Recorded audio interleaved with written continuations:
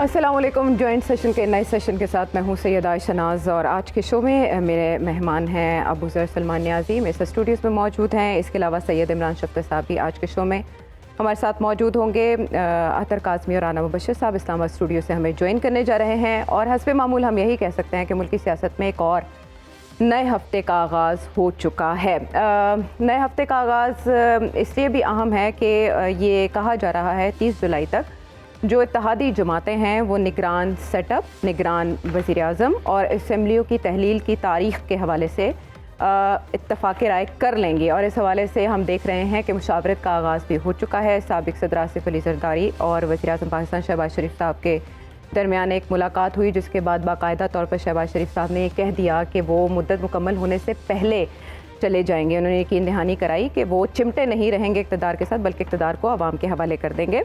इस बारे में कहा जा रहा है कि मुशावरत जैसी मुकम्मल होगी, जो तजावीज़ हैं वो नवाज शरीफ साहब को भेजी जाएंगी और इत्तेहादियों के साथ भी मुशावरती अमल होगा।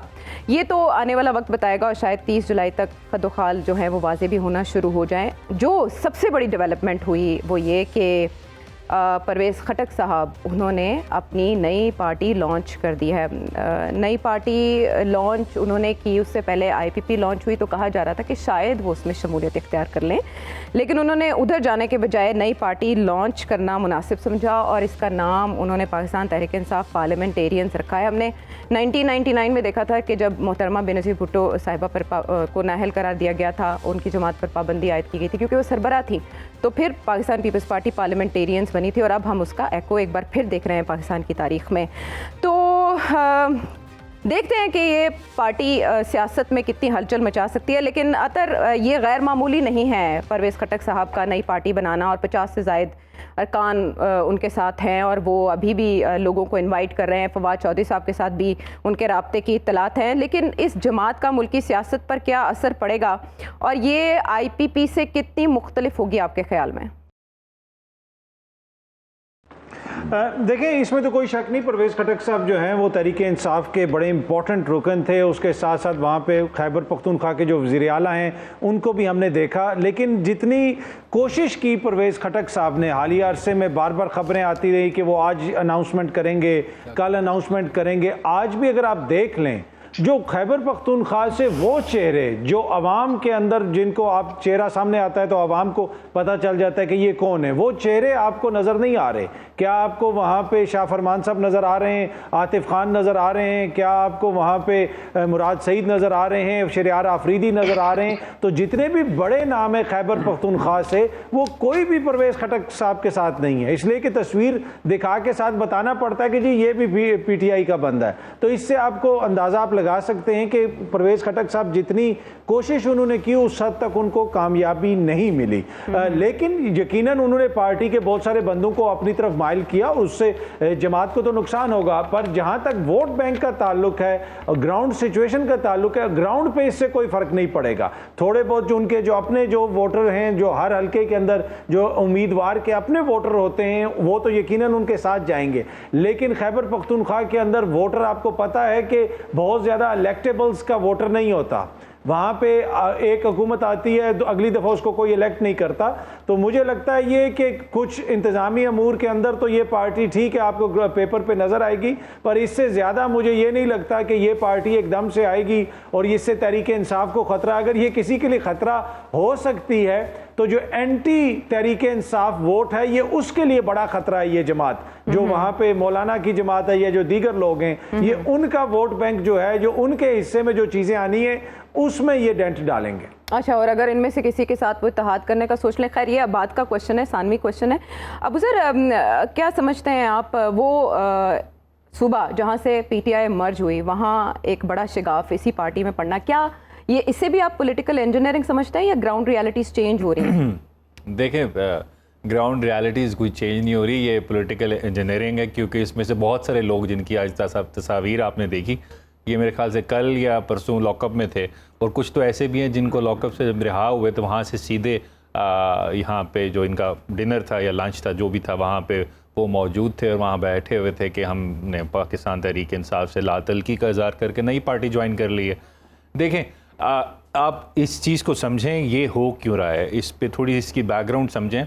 देखें जो किंग मेकर्स हैं, जो लोग सोच रहे हैं कि हमने एक नई पॉलिटिकल पार्टी लेके आनी है पीटीआई के सामने, उनके माइंड में शायद मेरे ख्याल से ये बात है क्योंकि पीएमएलएन और पीपल्स पार्टी का हम उस इलाके में या उस एरिया में शायद हम उनका चेहरा जो है, उनका नैरेटिव नहीं बेच सकते, तो इस वजह से एक ऐसा चेहरा लेके हैं जो शायद पीटीआई से लिंक्ड था, या उस तरह शायद वो वोटर जो इन दो पार्टी से को तो पसंद नहीं करता, नफरत करता है, शायद जंग वाले जो वोटर्स हैं, तो हम उनको एक ऑल्टरनेटिव दे देते हैं कि वो पीटीआई से एटलीस्ट शिफ्ट होके यहाँ पे चले जाएं, उन दोनों को अगर वोट नहीं देना। लेकिन मेरे ख्याल से ये सक्सेसफुल नहीं हुआ क्योंकि केपीके जो है, देखिए वहाँ पे अगर आप समझे ना, जो पठानों की जो साइकी होती है वो बहुत ज़्यादा जज्बाती होते हैं, तो वहाँ पे और जो वोटर भी होता है वो बिल्कुल जज्बात की बेसिस पे वोट करता है। आप देख लें कि उनकी जो पॉलिटिकल हिस्ट्री थ्रू आउट रही है, वो हर दफ़ा एक नई पार्टी आई, ये पीटीआई की वाहिद हुकूमत है जो 2 दफ़ा रिपीट कर गई, वैसे कभी इस तरह हुआ नहीं है। और यहाँ पे देखें वो जहाँ का जो वोट बैंक है, मेरी नज़र में पंजाब से भी ज़्यादा वो, अगर की जो फॉलोइंग है वो मेरे ख्याल से अगर बहुत ज़्यादा है, उनका अपना वोट बैंक जो है वो मेरे ख्याल से केपीके में सबसे ज़्यादा है। जितने ये चेहरे लाए थे, देखिए मैं तो शौकत यूसुफजई को नहीं जानता था, आतिफ खान का मुझे नहीं पता था कौन है, मुराद सईद का भी मुझे नहीं पता था, ये सब वो लोग हैं जिनको पीटीआई का वोट बैंक पड़ा। पीटीआई मीन्स साहब जो हैं, तो इस वजह से at the end of the day मेरे ख्याल से केपीके में तो ज़्यादा मैटर करेगा कि जो सबका वोट बैंक है उसको अगर आप टारगेट करेंगे, उसको अगर तोड़ेंगे, इंपेयर करेंगे तो कोई बात बनी है। अनलेस मुझे नज़र नहीं आता ये लोग सारे वो हैं जो नए पॉलिटिशियंस थे, पुराने पंजाब में जिस तरह थे धड़ेबाजी वाले, और जो वोटर था पंजाब का जो इनके इलेक्टेबल्स थे, वो तो चले मैटर कर जाता है, 20-25 हज़ार वोटर उसका होता है, लेकिन केपीके में तो ये सारे पॉलिटिशियंस वो थे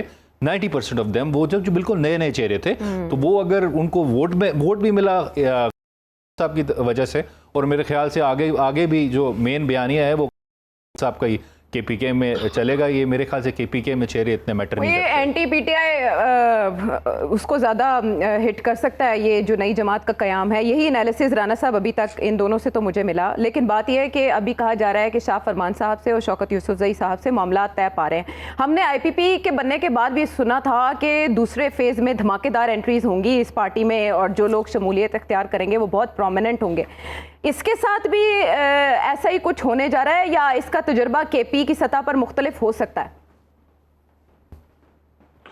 परवेज खट्टक का जो थोड़ा एक्सपीरियंस होगा ना जी, वो डिफरेंट होगा, और इसमें परवेज खट्टक जो है जेयूआई के बहुत से ऐसे लोग हैं जिनसे पिछले कई दिनों से दिन रात उनके साथ कांटेक्ट में हैं, और वो फिजिकल कांटेक्ट में भी हैं और फ़ोन भी करते रहे हैं उनको, और इतनी डेप्थ में जाके करते रहे, और अपनी एक एक चीज़ बताते रहे उनको, और उनको ये भी बताते रहे कि किस तरीके से जिस तरीके जो चेयरमैन है पीटीआई के वो उनकी बात नहीं सुन रहे, और उसके अलावा कौन कौन से लोग उनके साथ शामिल हो चुके हैं, किन किन लोगों के साथ उन्होंने बातचीत की है पीटीआई के, और वो शामिल नहीं होना चाहते, और वो बड़ी डिटेल में ये सारी बातें कर चुके हैं।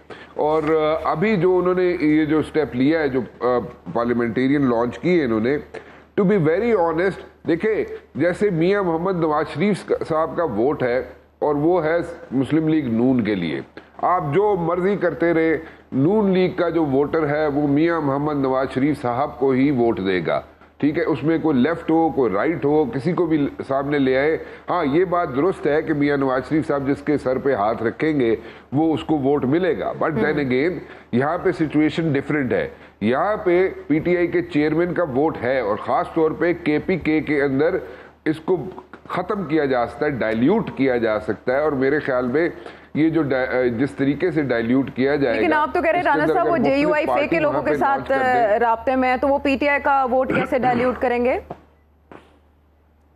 मैं आपको समझाता हूँ। देखें, गुजारिश ये कि ये करना ये चाह रहे हैं परवेज खट्टक साहब, कि परवेज खट्टक साहब सारे लोगों को साथ मिला के केपीके के अंदर एक ऐसा ग्रुप बनाना चाह रहे हैं। अब तो खैर पार्टी लॉन्च होगी, लेकिन ऐसा ग्रुप बनाना चाह रहे थे जो असर्ट कर सके, और असर्ट ऐसे कर सके कि वहाँ पे जो भी हुकूमत बने केपीके के अंदर, वहाँ पे वो अपना रोल प्ले कर सके, उनके बगैर जो है वो केपीके की हुकूमत ना बने।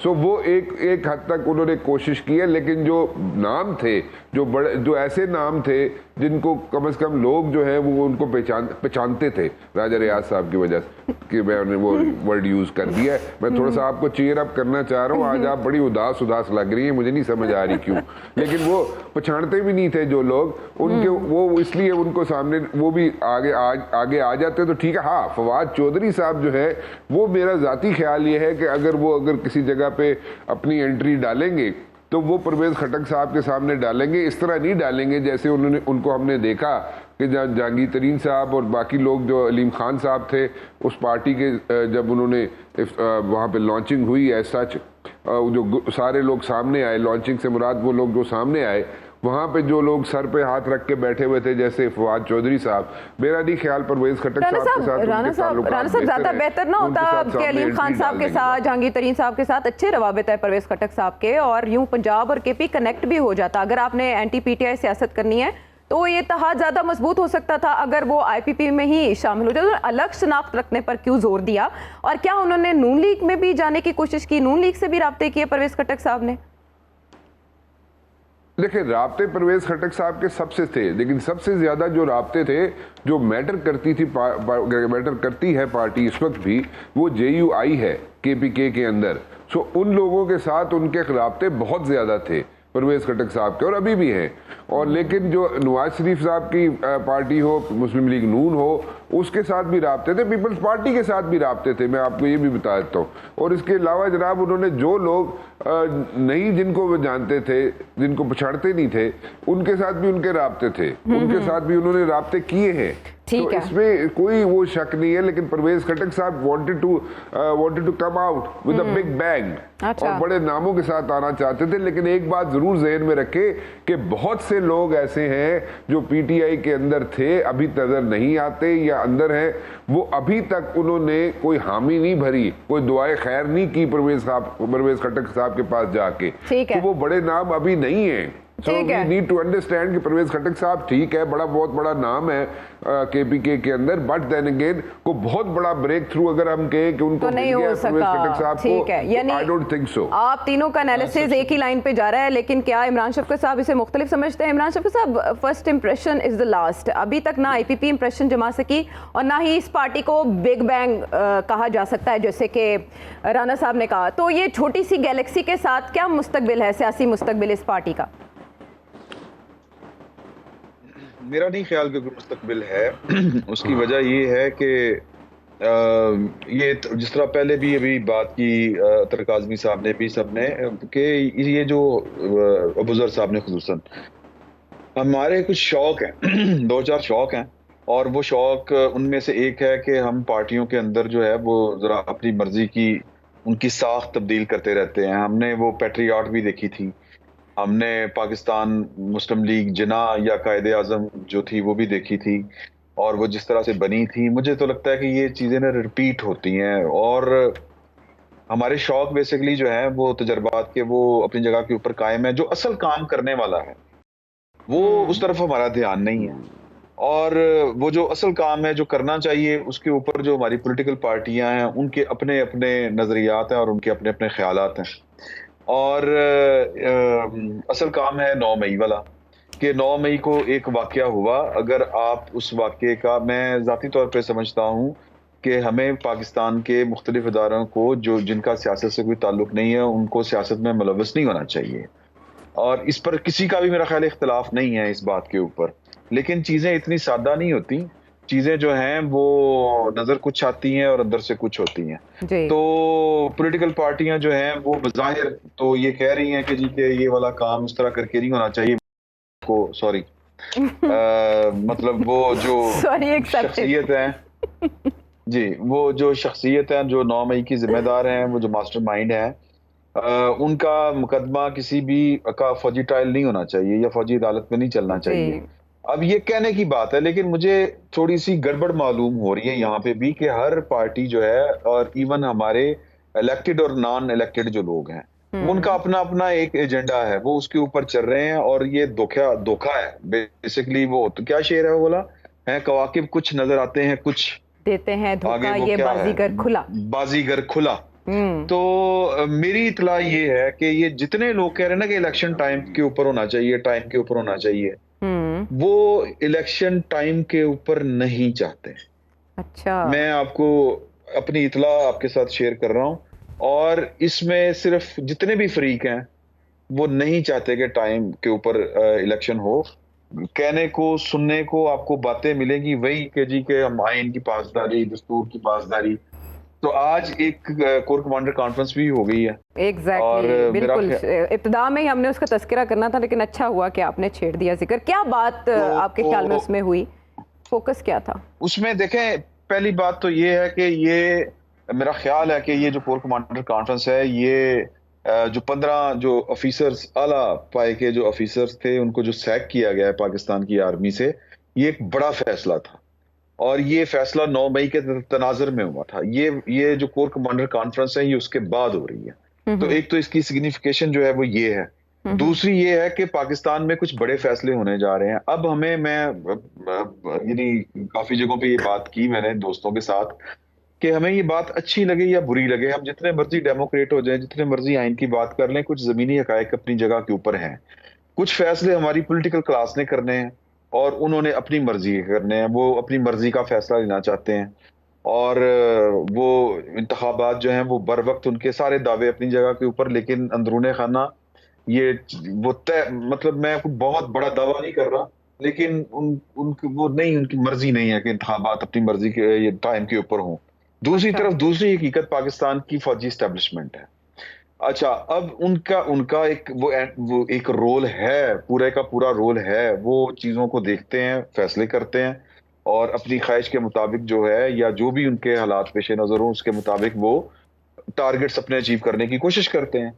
तो अब इसमें वो ममासलत कितनी है दोनों साइड्स के ऊपर, जो है वो गोल उनके क्या क्या है। अच्छा इमरान शफी साहब, इसकी जो भी डिटेल्स हैं उनके ऊपर क्या इत्तेहादी जमातों में इख्तलाफ है, या जो एक पेज है उस पे कोई दरार आ चुकी है? देखें, वो दरार जो है वो मुझे तो फील हो रहा है कि आ चुकी है। उसकी वजह ये है कि कुछ लोग जो हैं वो कहते हैं, हमारी जो पॉलिटिकल क्लास है, कि जी के ये हमने नहीं इस काम में हाथ डालना, ये आपने सारा कुछ किया था, सारे तजर्बे आपने किए थे, अब आप समेटें इसको। अब वो कह रहे हैं कि सारा कुछ तो हमने नहीं किया, कुछ काम तो पिछले साल अप्रैल के बाद आपने भी जो प्लान के मुताबिक थे वो नहीं किए, जो हमने तो आपको एक दो मौका के ऊपर फायदा भी पहुंचाया, रोकने की भी कोशिश की, आपको समझाने की भी कोशिश की। तो वो कहते हैं कि ये निगरान सेटअप में आपने जो करना है ये कर लें, और टारगेट जो है जिसके ऊपर इत्तेफाक है वो ये है कि या जो 9 मई के जिम्मेदारान हैं, वो, फिर मैं वो लफ्ज बोल जाता हूँ, आई एम सॉरी, लेकिन वो जो जिम्मेदारान हैं उनको उन करार वाकई सजा दिए बगैर अगले इंतखाबात नहीं होने चाहिए। और दूसरा कि जब तक पाकिस्तान की इकोनॉमी स्टेबल नहीं होती, आज भी देखे ना इस कॉन्फ्रेंस में, कोर कमांडर कॉन्फ्रेंस में जो ज्यादा एम्फेसिस था वो पाकिस्तान की पहला पैरा उन्होंने आगाज ही यहाँ से किया, अंदरूनी सिक्योरिटी सूरत-ए-हाल जी नहीं जी, वो है इकोनॉमी की, हाँ, माशी सरगर्मियों पर उन मसाइल पर बहाली के मंसूबे, और खुसूसन नई तश्कील दी जाने वाली फैसिलिटेशन काउंसिल, ज़राअत, कानकनी, मादनी, तो वो ये दो जो टारगेट हैं, और ये टारगेट दोनों तरफ के हैं। ठीक है, किसके टारगेट्स क्या हैं इमरान शफी साहब? अच्छी बहस आपने छेड़ दी, जुज़ियात में जाएंगे।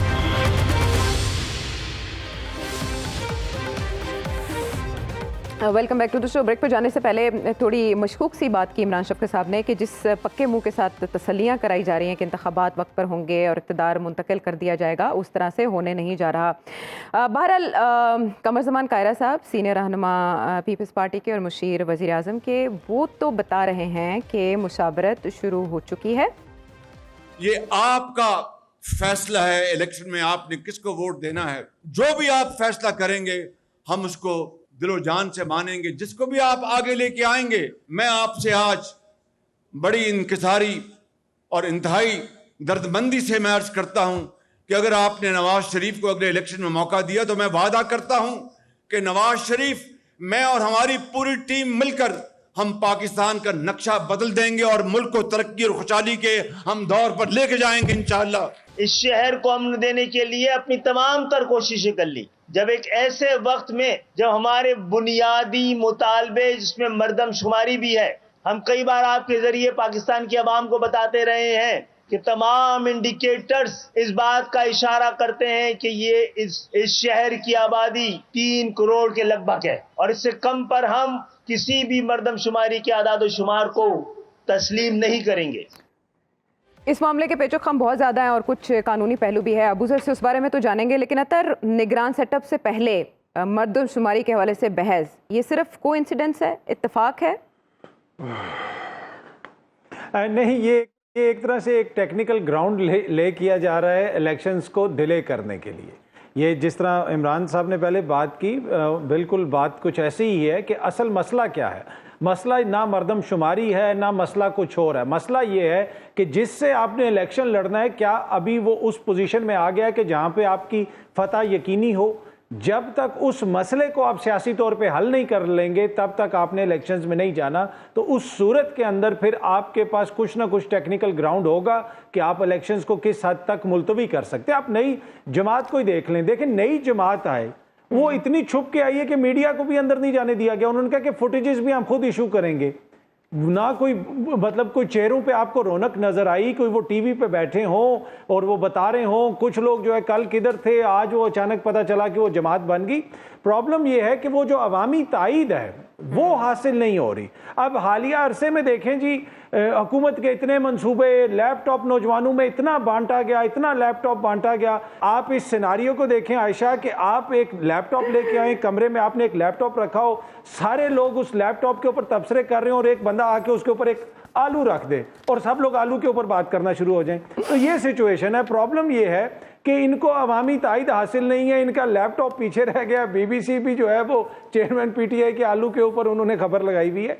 तो जब तक इनको अवामी ताईद हासिल नहीं होगी, ये मेक श्योर नहीं करेंगे कि जनाब हमारा चांस है इलेक्शन के अंदर जीतने का, या फिर जो हमारा हरीफ है वो इस पोजीशन में नहीं आ गया कि यहाँ से अब वो जो है हमारा मुकाबला नहीं कर सकेगा, तब तक ये इलेक्शंस में जाना इनकी ख्वाहिश नहीं होगी। और ये बात बिल्कुल ठीक है जो लोग कह रहे हैं ना कि ये बार बार कह रहे हैं कि हमने इलेक्शन में जाना है, वक्त पे जाना है, लेकिन आखिरी जुमला जो ये कहते हैं ना, वो जुमला सबसे मानीखेज है कि ये डेट देना तो इलेक्शन कमीशन का काम है। और जो कानून में तरमीम भी की गई थी, वो तरमीम कोई राजा रियाज साहब के लिए या राणा साहब या मेरे लिए थोड़ी की गई, वो इसीलिए की गई है कि आखिरी मौके पे फिर इलेक्शन कमीशन जो है वो भी कहेगा जनाब इस वक्त ये नहीं हो सकती, हल्का बंदियों का मसला है, मर्दमशुमारी का मसला है, इस चीज़ का मसला है, लिहाजा हम डेट को आगे लेके जा रहे हैं। ठीक है, आपको फिशी फिशी लग रहा है, लेकिन चेहरों पे रौनक आपके भी नहीं रहेगी अतर। जब आप कमर जमान कायरा साहब का आपने बयान सुना होगा कि सीनियर सियासतदान ही केयर टेकर आना चाहिए, सो सहाफ़ियों का चांस कम अज़ कम केयर टेकर की हद तक ख़त्म हो चुका है। लेकिन इसमें हिकमत क्या है, ये बड़ी अहम बात है, बड़ा अहम पॉइंट है। और मैं अबूज़र आपसे ये तो जानना चाहूँगी कि इसमें क्या पैगाम पोशीदा हो सकता है, क्या रीज़न हो सकते हैं। राना साहब, ओए राना साहब, वो आप ताज़ियत बाद में करिएगा अतर से। मैं अबूज़र से ये जानना चाहती हूँ कि जो आए कह रहे हैं कि अगर पुरानी नहीं पुरानी अगर नहीं हो चुकी मर्दमशुमारी, चले ये तो बड़ी अच्छी बात है कि अगर खामोशी की जुबान समझते हैं आप। आर्टिकल 51 है आपके आइन का, हमें आपका जवाब भी समझ आ गया। हमें लो गाल मुक गई, आपका जवाब भी हमें समझ आ गया साहब। चले जी, इमरान शफकत साहब से पूछें। आर्टिकल इंज है तो फिर इंज ही सही। नहीं, मैं कानून बताऊंगा, वो ग्राउंड रियलिटी बताएंगे। अच्छा, आर्टिकल ने टिट फॉर टैट किया। आर्टिकल 51 है आपके आइन का, देखें, और 7/17(2) है इलेक्शन एक्ट का। वो एक प्रोसेस बताया हुआ है कि इलेक्शन कमीशन जो है, जब सेंसस फेडरल गवर्नमेंट नोटिफाई कर दे होने के बाद, तो उसके 4 महीने के अंदर उनको डीलिमिटेशंस करनी होती है, जिनको हम हल्का बंदी भी कहते हैं। फिर जब तक वो नहीं होगी तो आपका इलेक्शन नहीं हो सकता। लेकिन वो डीलिमिटेशन होनी क्यों है, उसका लिखा हुआ है आपको उसी आर्टिकल 51 में, आपको सीटें बढ़ाने के लिए। फॉर एग्जाम्पल 336 प्लस 10 और 346 बनती हैं आपकी, ठीक है जी। अगर आपको सीटें बढ़ानी है तो उसको फिर आपको उसके लिए आईनी तरमीम की भी ज़रूरत है। फिर वो कैसे? वो क्योंकि टेबल दिया हुआ है 251 में, जब तक वो नहीं हो सकता, तो इस वजह से मेरी नज़र में जब तक आईनी तरमीम ना हो तो नई हल्का बंदियों पे आप इलेक्शन ही नहीं करा सकते। तो इस वजह से जो कंसेंसस आपका ऑलरेडी है लिस्ट है उस पर जो हल्का बंदियाँ हो चुकी हैं उसी पे इलेक्शन होना है। ये नई हल्का बंदियों पर इलेक्शन नहीं हो सकता, आपको आइन में तरमीम करनी पड़ेगी। हाँ, लेकिन उस पे तो पहले भी रिजल्ट सारे मुतनाज़े, उस पे तो पहले ही मसाइल बहुत नहीं मुतनाज़े क्या, देखें आपके नंबर ऑफ वोटर्स तो बढ़ेंगे लेकिन नई कॉन्स्टिट्यूंसीज क्रिएट नहीं हो सकती। हाँ। वो करने के लिए आपको आइन में तरमीम करने की ज़रूरत है। वो आप जब तक तरमीम नहीं करेंगे, आपसे बेशक हल्का बंदियाँ दोबारा नहीं भी करा लें, लेकिन नंबर ऑफ सीट्स कैसे बढ़ाएंगे? क्योंकि लोकल गवर्नमेंट की हद तक तो आप कर सकते हैं। आइन में 336 जमा 10 लिखी हुई है सीटें, तो उसको बढ़ाने के लिए आप हल्का बंदियों के बाद नहीं बढ़ा सकते जब तक आइन में तरमीम ना करें। इस वजह से आपकी यही सीटें होंगी 346, इससे एक सीट ना ज़्यादा होनी ना कम होनी जब तक आइन में तरमीम ना करा लें। तो अगर इस बहाने के पीछे किसी को छुपना है या किसी को इस्तेमाल करना है इलेक्शन डिले करने के लिए, तो ये मेरे नज़र में लीगली टेनेबल नहीं है ये अच्छा, बहाना। इन अ वे अगर गवर्नमेंट नई नोटिफिकेशन जारी करती नई मरदमशुमारी का, तो इसका मतलब है वो इंतखाबात में ताखीर नहीं चाहती। नहीं, अगर नोटिफिकेशन गवर्नमेंट करे ही ना ये वाली, तो फिर तो हल्का बंदियों का सवाल ही पैदा नहीं होगा जब तक सेंसस नोटिफाई नहीं होगा। मतलब गवर्नमेंट चाहती है टाइम पे हो इलेक्शन। जी, राना सनाउल्ला साहब का आज का बयान आप पढ़ लें, वो तो टाइम पे चाह रहे हैं। क्या मिलेगा, यानी पुराने नताइज के ऊपर ही उन्हें क्या मिलेगा? देखें पास्ट में तो इतना देखें अभी नई हल्का बंदियों पे जिस तरह पीपल्स पार्टी ने की थी लोकल गवर्नमेंट की, उनको बहुत फायदा हुआ है। बड़ी इंटेलिजेंटली इस तरह बनाई कॉन्स्टिट्यूंसीज के, उनका जो वोटर एक जगह स्कैटर्ड नहीं था, इकट्ठा था, तो उनको वहाँ पे फायदा हो गया इलेक्शन के अंदर। लेकिन इसके लिए फिर आपको 4 महीने चाहिए और किसी को फिर पूरा किंग मेकर बैठे और वो देखे कि हाँ से मैं वोट किस तरह कम करूँ, किस तरह ज़्यादा करूँ ताकि इस पोलिटिकल पार्टी को फ़ायदा हो, नुकसान हो, फिर तो हो सकता है। लेकिन मेरा कहना ये है कि जब तक आइन में तरमीम करें नहीं करेंगे तो आप 340 से एक सीट ज़्यादा नहीं बढ़ा सकते। और अगर नोटिफाई कर दे ये गवर्नमेंट या ना करे, हाँ करे ना करे, इर्रिस्पेक्टिव ऑफ द फैक्ट सीटें नहीं बढ़ सकती जब तक आइन में तरमीम नहीं होगी। असेंबली की तहलील से पहले कर ले, बेशक आके इंटरिम गवर्नमेंट कर दे, लेकिन आप नंबर ऑफ सीट्स नहीं बढ़ा सकते। आप वोटर ज्यादा आ जाएगा, नया जो वोटर वो तो ऑलरेडी वैसे भी आया होगा, वोटर जो होगा, जो नए लोग आए हैं वो आए हैं। हल्का बंदियां सिर्फ आप इस वजह से करते हैं कि आपने नंबर ऑफ सीट्स बढ़ानी है या किसी की बाउंड्री चेंज करनी है आपने। अब जो सेंसस हुआ है उसमें यंग वोटर्स की तादाद नहीं, तो वो वोटर तो अभी भी वोट देगा। वो ये हल्का बंदी ने ये बताना है आपको कि इस एरिया टेरिटरी तक ये कॉन्स्टिट्यूएंसी आपकी और इतनी हम नहीं कर रहे हैं, फिर आइन में तरमीम करेंगे। काफी गहरी और इस वजह से। अच्छा, एक छोटी सी बात थी, वो मेरा एक छोटा सा मशवरा था को देखें। अभी मैं देख रहा था जितने लोग थे उसमें आज जो बैठे थे वहाँ पे, तो उन पे अभी देखना है आपने, वो सारे जो 9 मई का इंसिडेंट था उसकी सारी FIRs भी खत्म हो जाएंगी और उनको फॉर लाइफ बेल भी मिल जाएगी। तो मेरे ख्याल से अगर वो पॉलिटिकल स्ट्रैटेजी करेंगे थोड़े दिन के लिए, वो भी PTI छोड़ दें और सब अपनी लीडरशिप को कह छोड़ दें। पर्चे जब खत्म हो जाते हैं तो डबल जेपटी का प्रिंसिपल लगता है, दोबारा आप पे पर्चा नहीं हो सकता, तो वो क्विटल भी हो जाएगा, डिस्चार्ज भी हो जाएंगे, तो जान छूट जाएगी। मशवरा अबूजर का अच्छा है, वक्त मिला तो सोचेंगे उनको, लेकिन मशवरा वाकई बड़ा ज़बरदस्त है। अभी वापस आते हैं ब्रेक के बाद, तो इसको मज़ीद एलैबोरेट करें। Welcome back to the show. मशवरों और सरगोशियों का सीज़न है और एक मशवरा अबूजर ने भी चेयरमैन PTI को दिया, लेकिन दूसरी तरफ हम देख रहे हैं कि आसिफ अली जरदारी साहब और वज़ीर आज़म के दरमियान भी कोई मुशावरत हुई है और उसमें राना साहब खबर क्या बाहर आई, किन मामलात पर इत्तफाक हुआ है? क्या इस हफ्ते निगरान वज़ीर आज़म के नाम के हवाले से कोई फाइनल डिसीजन आ जाएगा? अच्छा, ये मैं बड़ी अच्छी आपको बात बता रहा हूँ, इसमें आपके चांसेस भी हो सकते हैं क्योंकि अतर से तो अपने फोकस शिफ्ट कर दिया आप, क्योंकि थे तो ना ही समझिए। खैर एनीवेज, मैं सीनियर सियासतदान नहीं हूं राना साहब, निगरान वजीर नहीं, कोई खातून, अच्छा नहीं कोई गल नहीं बना लांगे सी, लेकिन द पॉइंट इज कि यहाँ पे एक खातून भी तो निगरान वजीर आजम बन सकती है कि नहीं बन सकती? अच्छा, पास्ट में तो कभी हमने ऐसा रिकॉर्ड नहीं देखा, 7 निगरान वज़ीर आज़म आए, नहीं देखा ना, बन तो सकती है लेकिन बनी नहीं। एग्जैक्टली, निगरान मलिहा लोधी साहिबा है, हाँ मलिहा लोधी साहिबा का नाम आ रहा है। फिरदौस आशिक अवान साहिबा भी बन सकती है। फिरदौस आशिक अवान, उनका इंटरव्यू राना साहब ने अभी किया, शायद इसीलिए किया आपने राना साहब। मैंने उनको गोल्फ खेलने का मशवरा दिया था फिरदौस आशिक अवान साहिबा को, बताया था कि उनके पास क्योंकि वो वैसे बंदिश जी वो स्टिक पता नहीं कितने उन्होंने कोल, मैं पूछा सी उन्होंने, मैनू लभी नहीं। खैर एनीवेज, लेकिन द पॉइंट इज कि देखें मलिया बीबी तो बड़ी मेरी तो एडिटर रही हैं द न्यूज़ अखबार में, बड़ा अरसा मैंने उनके साथ काम किया, बड़ा रगड़ा भी दिया उन्होंने मुझे।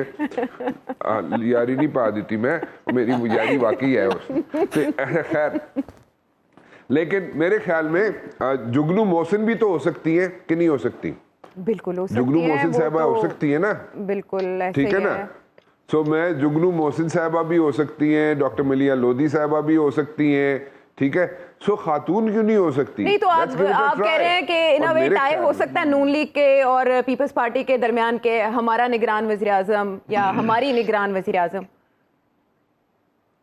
हाँ बिल्कुल नहीं, लेकिन उस पर कंसेंसस हो जाएगा। लेकिन अभी जैसे मैंने आपको कहा था ना कि मौलाना साहब राजी हो जाएंगे, 2-4 दिन दी खेड़ हाँ है, जी। तो मौलाना साहब राजी हो गए ना, फोन आ रहा है मियाँ साहब का इधर से उधर से, इसी तरह इस पे भी कंसेंसस हो जाएगा। और यहाँ पे डॉक्टर मिलिया लोधी हो या यहाँ पे नरगिस अपना सॉरी ये अपना क्या नाम जुगनू मोहसिन साहिबा जुगनू मोहसिन साहिबा, वो मेरे मुंह चो आयशा निकलने लगा सी ते मैनू थल्लियों लत्ता मार रहे सी एक्स ब्यूरोक्रेट है ना नरगिस, आप तो लगती एक्स ब्यूरोक्रेट है नरगिस सेठी, उनकी बात नरगिस सेठी की बात करें मैं बिल्कुल, वो एक्चुअली नजम सेठी साहब, नरगिस सेठी साहिबा मेरी कोर्समेट रह चुकी हैं, मैं उनकी बड़ी इज्जत करता हूँ। लेकिन यहाँ पे जुगनू मोहसिन फिर तू लता मारी आ रहा, मैंने कोई लात नहीं मारी। एक बात राणा साहब ने कंफर्म कर दी कि जो भी आएगा इनका वाकिफ होगा। एक अपना दुख खाई जा रहा है, मतलब इस अतर नू अपना दुख खाई जा रहा है कि मैं क्यों नहीं बनया, ठीक है ना। तो ये बड़ा मसला है थे। खैर एनीवेज द पॉइंट इज कि कोई यहाँ पे खातून भी निगरान वजीर आजम बन सकती हैं और इसके बड़े ब्राइट चांसेस हैं, आप यकीन माने इसके बहुत ब्राइट चांसेस हैं और ये हो सकता है। There are very bright possibilities, यहाँ पे बड़ा ब्राइट चांसेस हैं इसके, हो सकता है ये काम। अच्छा, लेकिन इसमें हिकमत क्या है कि सीनियर सियासतदान हो, ना कोई जज हो, ना कोई ब्यूरोक्रेट हो, ना कोई टेक्नोक्रेट हो, सीनियर सियासतदान हो, ये डिमांड क्यों आ रही है? सीनियर सियासतदान मियां सोमरो साहब भी तो हो सकते हैं ना, सियासतदान है, बड़े पुराने से आते हैं। मोहम्मद मियां सोमरो भी तो हो सकते हैं ना, वो भी तो बड़े सीनियर सियासतदान है, वो भी तो बड़े अच्छे आदमी हैं, he is a very upright person, बड़े अच्छे आदमी हैं वो भी हो सकते हैं, ठीक है ना। मोहम्मद मियां सोमरो साहब का ट्रैक रिकॉर्ड भी देखें तो बहुत अच्छा है, तो मोहम्मद मियां सोमरो साहब भी हो सकते हैं, डॉक्टर मिलिया लोधी हो सकती हैं, यहाँ पे जुगनू मोहसिन साहबा हो सकती हैं, यहाँ पे खोसा साहब हो सकते हैं जो चीफ सेक्रेटरी रह चुके हैं पंजाब के, यहाँ पे कोई भी हो सकता है। सो लेकिन कंसेंसस से होगा और कंसेंसस के बाद ही ये डिसीजन लिया जाएगा।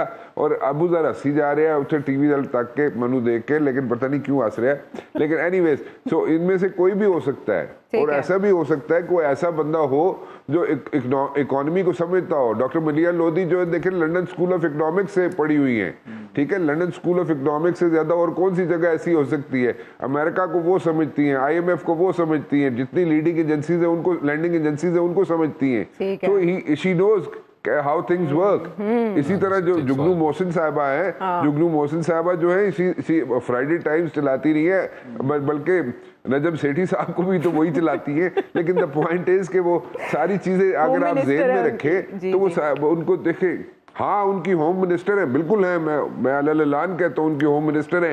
एक दफ़ा मैं उनके साथ शो करने गया था अपना सेठी साहब के साथ, तो सेठी साहब ने मैं कहा टाई ला दो, मैं टाई नहीं पाई, उन्होंने कहा नहीं अंदर से ऑर्डर आया टाई पा के पाना है, टाई पा के शो करना है। तो मैं कहा अच्छा जी ठीक। सो ये मैं नजम सेठी साहब की बात बता रहा हूँ, मैं उनका रिगार्ड करता हूँ, मैंने फ्राइडे टाइम्स के लिए काम किया हुआ है। ठीक है, वो कहते हैं ना हर कामयाब मर्द के पीछे एक औरत का हाथ होता है, तो चले एक बार औरत को भी निगरान वज़ीर आज़म बना के देखते हैं, हो सकता है कि वही कामयाब करा दे। अबू ज़र से क्वेश्चन ले लेना ना साहब, अबू ज़र से क्वेश्चन ले लें, बल्कि कई चीजें ऐसी। जी अबू ज़र साहब बताइए, हुक्म करें। पूछना था कि आप कह रहे हैं कि अगर इन पे पार्टीज का कंसेंसस हो जाता है, जिससे अमेरिका में जब एक सदर फैसला करता है तो फिर उसके बाद कांग्रेस उसको रेटिफाई भी करती है, तो क्या ये फिर रेटिफाई भी हुआ कुछ हलकों में जाके फैसला कि ये ठीक बंदा आपने कंसेंसस चूज किया है? नहीं वैसे खुदा जी कसम अबू ज़र साहब तुसी मजाक कर रहे हो आज मेरे चले सीरियस बात की तरफ चलते हैं। भी हो सकती है, वजीर भी हो सकते हैं। अच्छा माजरत राणा साहब, मैं उसका जवाब राणा साहब जल्दी कंक्लूड करें, 1 मिनट रह गया, इमरान शफकत साहब से बात करनी है। जहाँ एक मिनट ठहर जाओ, इमरान शफकत साहब वैसे ही होते पीछे उन्होंने पूरा स्क्रीन काला किया है, लेकिन देखें यहाँ पे प्रॉब्लम ये है कि जो जहाँ से फैसला होना है वहीं से होना है। ठीक है, कंसेंसस, पॉलिटिकल कंसेंसस छोड़ो तो समझ गए। इमरान शफकत साहब, निगरान हुकूमत के मामलात पे क्या पाकिस्तान तहरीक इंसाफ को बिल्कुल एतमाद में नहीं लिया जाएगा? ये कह रहे हैं जिन्होंने फैसला करना है वही करें। राजा रियाज साहब उन्हीं की तो आदमी बंदे मोर तो लानी ले लेंगे तमाम। अच्छा, और देखें बात ये है कि ये बेटर नहीं करता। मैं नहीं समझता कि निगरान वज़ीर आज़म कौन होगा, ये इशू है पाकिस्तान का। पाकिस्तान के इश्यूज कुछ और हैं, ये तो ज़ाब्ते की कार्रवाइयां हैं, ये कब सॉल्व हो जाएंगी पता ही नहीं चलना किसी को। कोई मतलब आपको लगता है कि कहीं से कोई इख्तलाफ होगा कि जी वज़ीर आज़म उसने करना क्या है? वज़ीर आज़म ने आके देखिए 2-3 क्वालिटीज का चाहिए बंदा। एक इंटरनेशनली इंटरेक्शन कर सकता हो, दूसरा कि पाकिस्तान के माली मामलात को देख सकता हो, तीसरा कि जो कहा जाए वो कर सकता हो और वो पूरी अहलियत रखता हो, चौथी जो अहलियत है वो ये है कि किसी तरफ से उसके खिलाफ जो है वो कोई आवाज ना आए, और वो आवाज नहीं आएगी। ऐसा तो नहीं है कि ये तय हो चुका है, वक्त आने पर ऐलान किया जाएगा इमरान शफ के साथ? नहीं, मेरा ख्याल है कि ये 2-3 लोगों का फैसला होना है और उन्होंने आपस में बात करके बंदा टारगेट भी कर लिया होगा।